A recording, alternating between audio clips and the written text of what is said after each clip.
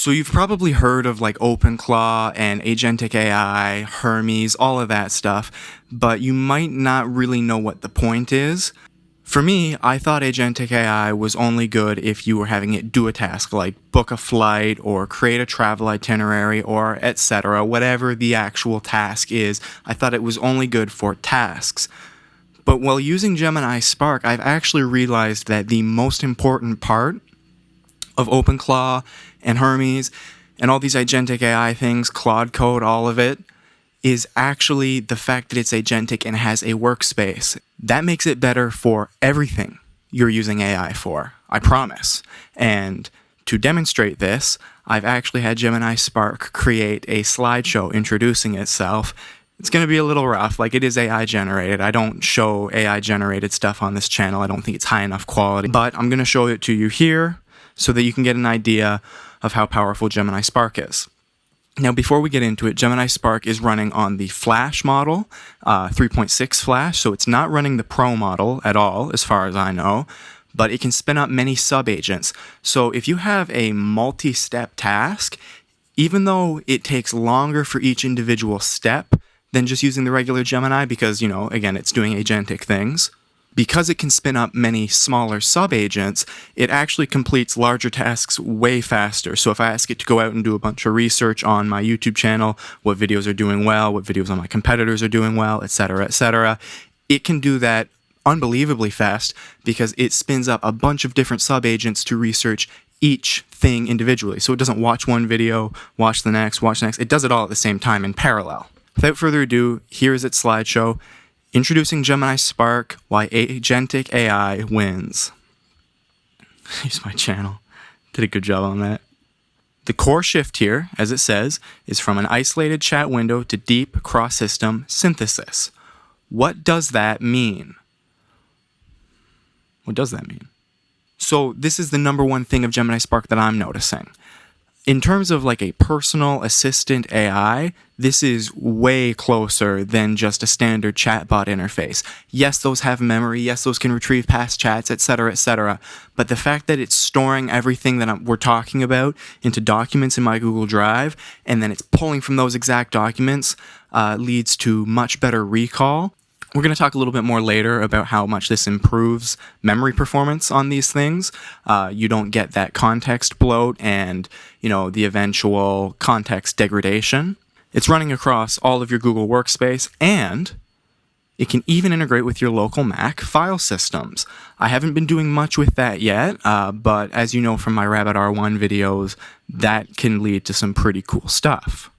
It can use tools, it can use web intelligence, etc. So the first thing that you're going to want to know is that this thing keeps context of everything you're doing really, really well. So when you go and hand it off a new question or task, it can refer back to the previous times you've talked about it. And I know regular Gemini can do that too, but this is doing it in a totally different manner, and it's doing it in a much better way. Like, my results have been much better. I'm going to show you some examples later.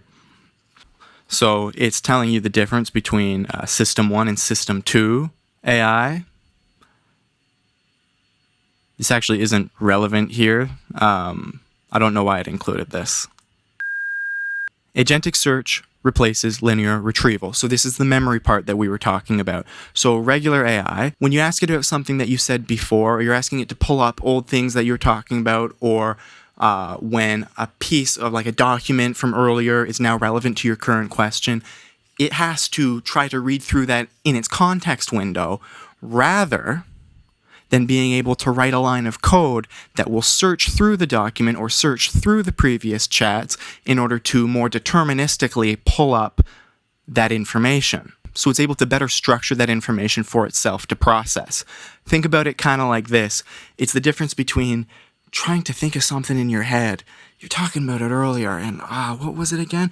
And having it right down there in front of you written out. Gemini Spark synthesizes context across live workspaces and multimodal inputs. Big benefit there to Gemini being natively multimodal. When I include photos and videos and whatever I want in my file systems, it can access all of those easily. And dude, the video and audio and photo inferencing, or I don't know how to say it. Just its ability to extract information from that is unbelievable compared to even Opus 5, right? Like on multimodal stuff, this thing is really, really good. Something I'm really liking it for is, yes, the old Gemini could make photos and it could run little code things, whatever, but as you can see here, I'm having it make whole like slide decks, I'm having it make whole research documents, etc., etc. I can really get very custom with how I want to receive the information. So here's the 4 core superpowers. Obviously, it has access to everything across your Google, as does regular Gemini, but it's going to access these way better for multi-step things, right? Because it's not trying to save everything in its mind and its short-term memory. You can think of it like, instead, it's sending out subagents, they're collecting the information, synthesizing it into a document, going from there. Local Mac desktop capability. We can get a little bit more into that in a future video. I'm not going to get into that right now because I want you to know that Gemini Spark works great for all the things I'm talking about, even if you don't have a Mac and you don't have it hooked up to any computer, because it runs on like your own little personal server computer over in the Google Cloud. You're paying for that through your Google AI subscription. Now, I will mention, you do need, I have Google AI Pro and I have access to it, so you need at least that. I haven't run into any kind of usage limits and I've been using it a ton, so usage limits are pretty high. Again, it is using the 3.6 flash architecture, which is very, very efficient for inference. Now, it has a self-calibrating skill ecosystem, so extendable framework for custom strategy engines, such as, I'll show you later, the YouTube Auditor, which is a skill I had it built. So what are skills in the context of Agentic AI? Think about it like a custom instruction booklet on how exactly to complete a task. And you can even ask it after it completes the task, like, go through, look at what you did, look at the rulebook, and tell me, where could we make some improvements to the rulebook? They do a really good job of that. That's what Hermes itself essentially is built around. And then autonomous task tracking, we're going to get more into that later, but this thing does have like a proactive element. The most proactive element I've ever seen in like a consumer AI product. So here's a case study, autonomous execution, right? So in this scenario, you're asking it, analyze competitor pricing, compare against Q3 strategy, update spreadsheet. This is very like business jargon, like generic, but it is totally a good example because it's going to need to use web retrieval, its internal knowledge, it's going to need to compute things, and it's going to need to use an API integration. So I want to talk quickly there about like compute things. When you have your AI do math normally, just like in that in your web chat or whatever. Now, sometimes they will execute code to do math, but in this case, they can do it way better to a much larger extent. You don't want your AI thinking and trying to guess what the numbers should be or what the code should be or whatever. You want it to be able to actually write out the code or write out the code to calculate the number. You know, for example, let's say I'm tracking my calories and it's adding 55 and 250. This is just an example. Yeah, it can probably handle that just like in its internal mind, but it's also very, very good at coding, so it can code itself a little Python calculator, add it up, and then it can get the answer deterministically. Now, when you're talking about much larger sets of numbers and more complicated sets of numbers, you don't want it kind of like guessing. You want it doing that more deterministically. Obviously, nothing with AI is truly deterministic. This is talking about the safety and control. I don't want to get too far into this because I'm not the expert on this. And I don't want to sit here and tell you how safe this thing is when I can't independently verify that. I don't have the expertise required to independently verify that. And probably most of you don't either. Maybe a few of you, but you're probably not watching this video explaining Gemini Spark if you could actually fully independently verify this for yourself. There is local sandboxing, so it's not accessing anything on your computer, by the way, unless you are giving it access in advance, and it will ask for permission on anything it thinks it needs permission for. Obviously, not deterministic, not going to be perfect. And there's granular step-by-step logging, so there's a verifiable audit trail. You can see exactly what it's doing, where it did it, and why it did it. AI is no longer a tool you talk to, isn't an agent that works with you. That's fair. All right, Gemini, that's fair. So from prompt engineering to goal orchestration, one of the things I really like is how it breaks things down into subtasks. You are giving it a high-level task. You tell it what you want in the end. Now, you can get more granular if there is a specific way you want it done, but for the most part, I've been having a lot of success just telling it a high-level goal and having it go off and do it. And that is the concluding slide. So, you might be sitting there wondering, like, why should I care? What the hell is this thing going to do for me? Maybe you've seen these other things and you're like, but I'm not a developer. I don't really care about all of this stuff. Totally fair. I'm not really a developer either. So let me show you what I have been doing with it. Also, let me know what you think of the new mic setup, guys. I'm hoping that better quality videos, better quality audio. I noticed the audio on some of my last videos was just really, really bad. This you can see here. Do I have anything I don't want you guys to see? No, not really. You can see here, this is the interface for Gemini Spark. So you just create a task at the top, describe your task, you just tell it what you want. So in this case, let's say one of the things I have is a spreadsheet that's tracking the current state of all my YouTube videos. So they go right from idea. When I have an idea, it goes right in the spreadsheet. Then I shoot the idea, or I script it first, sorry. Then I shoot it, then I gather the footage, like the B-roll footage. Then I edit it, then I make the thumbnail and the title, and then I upload it. And at each of those stages, this spreadsheet tracks it. So this particular video about Gemini Spark, I'm going to have it update. I want you to update the status of the Gemini Spark video and say that the A roll is shot. So it's going to think it through here. And as soon as you send off the request, you can close your phone, close your laptop, whatever. You don't have to sit here and wait. So it's very autonomous in that sense that you can kind of trust it.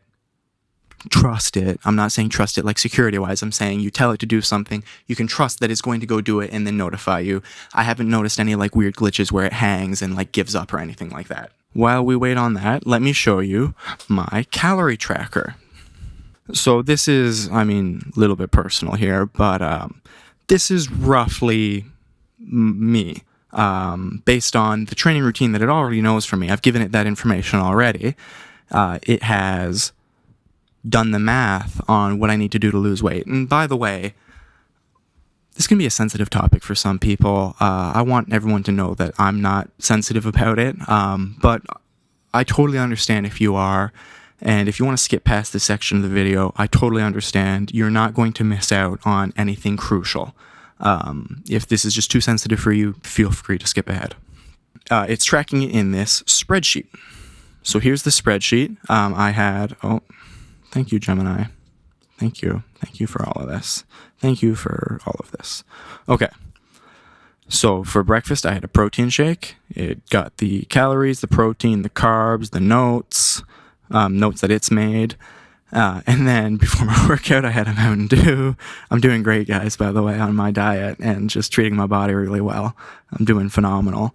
And then so it's also logging like that there was caffeine in the Mountain Dew, that there was 73 carbs in the Mountain Dew. It was for my workout, whatever.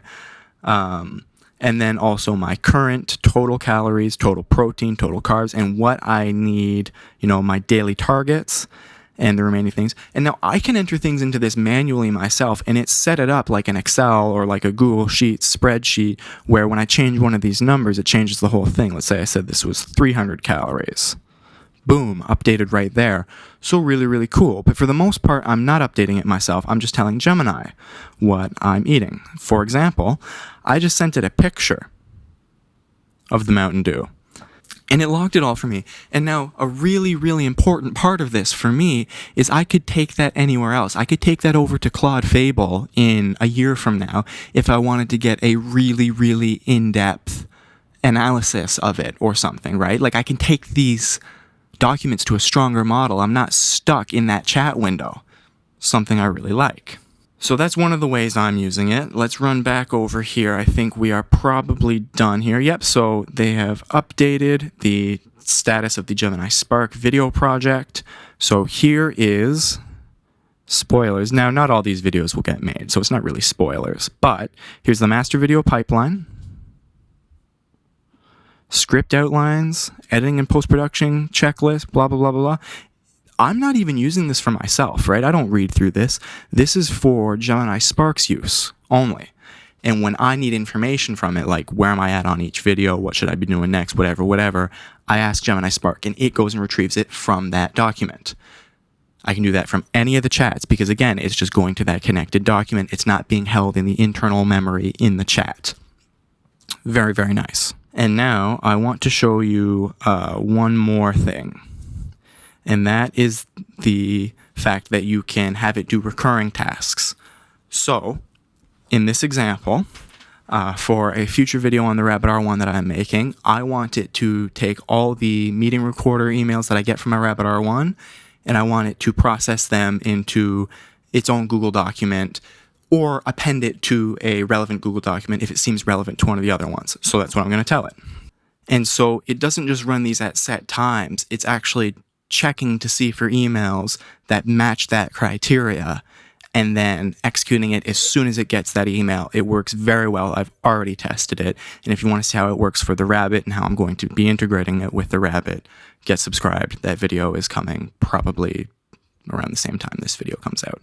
I do want to give a special shout out to a few people. Obviously, as always, Oliver. He's here like every video, dude. Like he's the day one for this channel, dude. A lot of motivation from Oliver. Thank you, Oliver. I mean it. And then shout out to @BigV1. It's 2026, and only now you're reviewing the iPhone 13. Yeah, that's fair. I mean, that video didn't do well, and quite frankly, there just wasn't demand for it. I'm filming this on the iPhone 13. I really use it, but I understand that nobody's really looking to purchase one now. Shout out to Lithium. Shout out to Straight to David, I think is how you should say it. He bought a Rabbit R1 after watching a few of these videos. I hope you're still liking it, man, and I know OS 3 is coming soon. I'm really excited for stuff with that. I'm kind of holding off on making Rabbit videos just to see how that shakes out. You know, I don't normally do this because it kills retention and I feel like it kills value for you guys. But if you made it this far in the video, I would really appreciate a comment. They say something like 90% of people watching like videos or engaging in a community are lurkers, and they don't say or do, you know, make themselves known in any way. Make yourself known, guys. At least just this once. Helps with motivation. So thanks, guys.